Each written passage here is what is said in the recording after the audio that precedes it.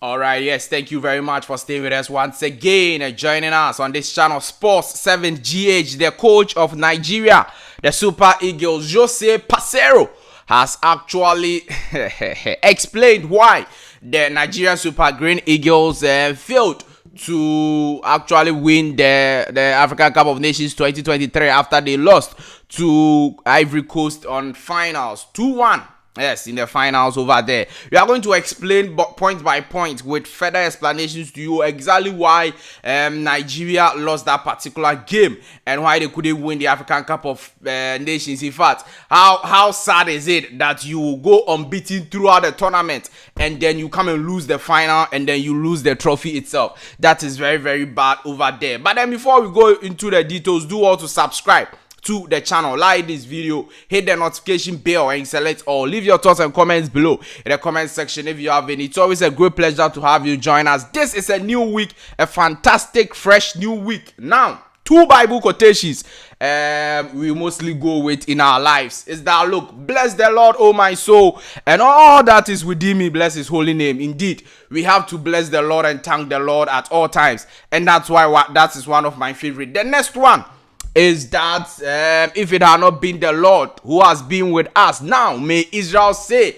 if it had not been the Lord who was with us when the wrath of the enemy was raised upon us, where would we have been? Indeed, the Lord has been with us and we thank him very much. Now, in this video, indeed, we are talking about Nigeria. They lost the thing. They couldn't win their fourth African Cup of Nations trophy. Ivory Coast actually did a host and win in this particular tournament. In fact, if you look at my preview analysis of the game, you will not be surprised how the game turned out. Now, the first thing Jose Peseiro is saying is that, look, he's so proud of his team because coming into this AFCON, and I agree with him, coming into this AFCON, a lot of people didn't give them the dog chance to reach even the semi-final or quarter-finals. In fact, the friendly game they played before their tournament, they lost their friendly game. The pre-AFCON friendly, they lost the game. In fact, they came to the tournament, their first game versus Equatorial Guinea, which a lot of people were expecting that Nigeria would dispatch them and beat them left, right, center. They actually drew the game.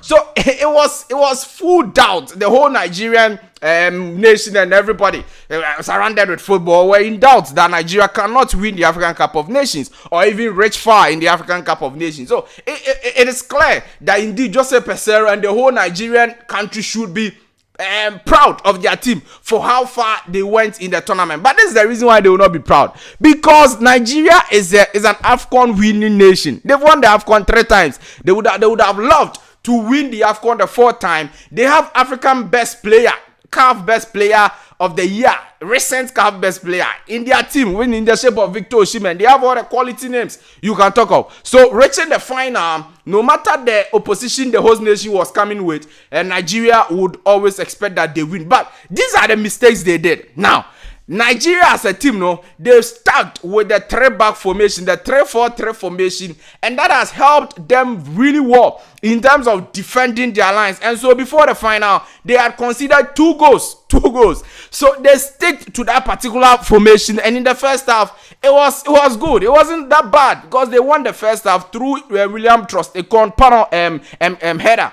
Okay, so it was good, but in the second half, everything changed. And in football, sometimes even you as a viewer or as a supporter, you wouldn't understand when a team is leading and a team is losing. The losing team mostly gets some energy to always attack the winning team.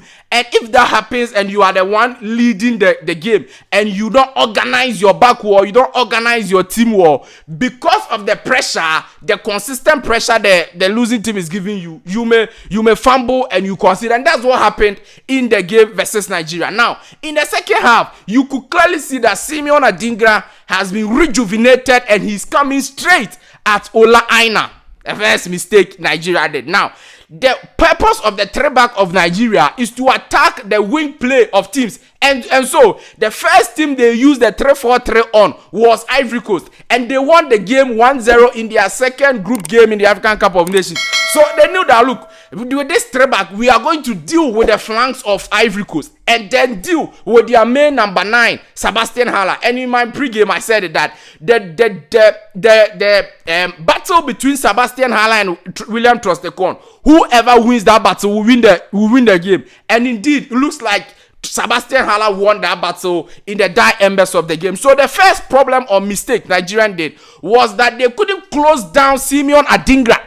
They're going to close him down. And you see, in the group stages of the tournament, Simon Adingra wasn't really in the game for Ivory Coast because the coach didn't trust him enough. But after the group stages, the coach who came trusted Simon Adingra that, look, you are a young player, you are an energetic and fantastic quality player, just go in and do your work. And he's been brilliant since the group stage, and that is what he exhibited versus Ola Aina, and Ola Aina just couldn't help him. Now I was expecting that some Ayeyi will help Ola Aina in terms of defending versus Simeon Adingra, or the coach will change some of the attackers. In fact, you have 3 attackers, Ademola, Lookman, I think Chukwueze, and then Victor Osimhen. So change one of them and then support the Ola Aina part, so that he will stop the crosses, dribbles, and the effect of Simon Adingra on the game. Again, I said in my pregame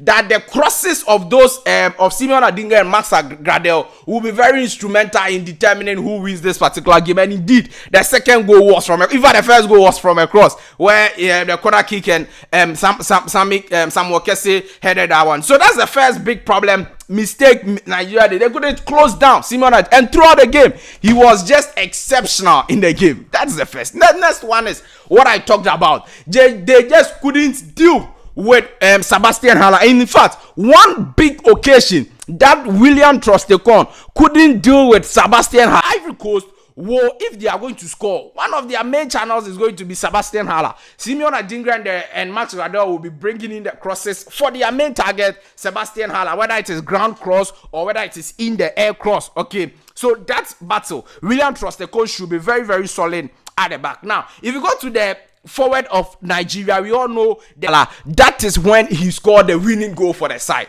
In fact, you would see throughout the game that he was trying his best to deal with this player. He was standing toe to toe to Sebastian Haller. Sebastian Haller weren't really seeing the balls, and even if he was going to see the ball or he was seeing the balls, he wasn't really effective with the ball. So it was all good until that particular minute the winning goal came. So the point I'm making is that those key battles, Nigeria lost them. 1 versus Simeon Adingra, 2 versus Sebastian Haller. And that was the time the goal came. Because you see, in their first game, okay, Nigeria versus Ivory Coast, Sebastian Haller wasn't present in that game because he was nursing injury. So the group stages of the game, Ivory Coast were without Simeon Adingra for most of the games or most minutes of the games.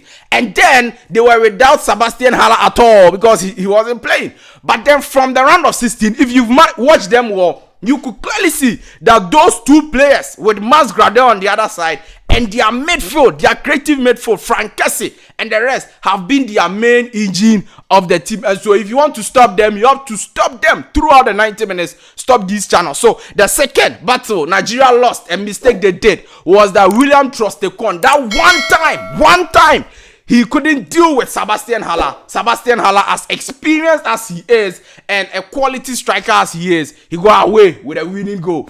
And that was the situation of Nigeria. So now the next mistake Nigeria did was that, look, I was expecting Jose Pasero to change his formation and system after the first goal, and in the second half, when it was about 70th minute, look, change everything to a full defensive system and defend the game through to the 90 minutes. Because look, in a final, I don't expect a team to score first goal and then another team equalizes and then win the game 2-1. That is, I don't understand. How does that happen? That you are in the final, you know that there is a trophy, you score first goal and the team actually comes back to win the game 2-1 within 90 minutes.